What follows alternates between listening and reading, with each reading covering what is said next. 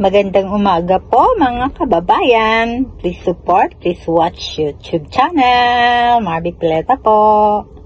Meron lang po akong ikukwento sa inyo about sa isang nagpagamot sa akin na meron siyang problema that time na meron siyang iniisip na kaibigan na bakit hindi daw siya kinokontak.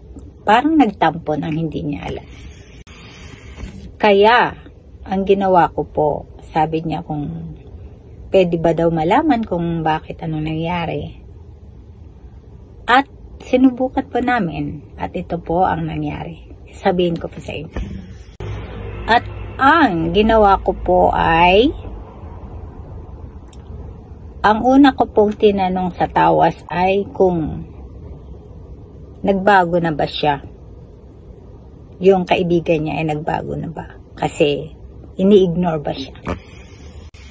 At nung aking tinawas ay marami po akong nakitang kasagutan.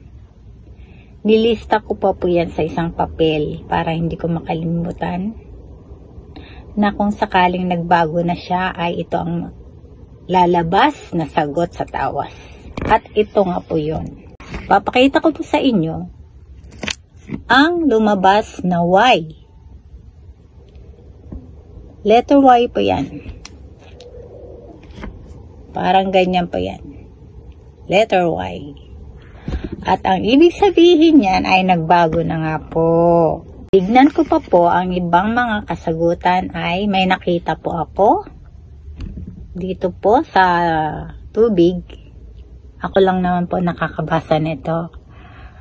At hinanap ko po ang kanyang mga kasagutan. Meron pa po akong nakita dito na L. Ganyan. Ang ibig sabihin niyan ay love pa rin siya. Makikita niyo po dito sa tawas ang letter. Saan po ito makikita? Letter M po. Letter M. Yan. Ito po. Letter M. Hirap po kasi mag-ano pag tinutok mo. Yan. Letter M. Ang sagot sa kanya ay letter M. Letter L. At saka meron pang I. It means minahal siya ng babae. Kaya lang po, siguro napagod, hindi natin alam.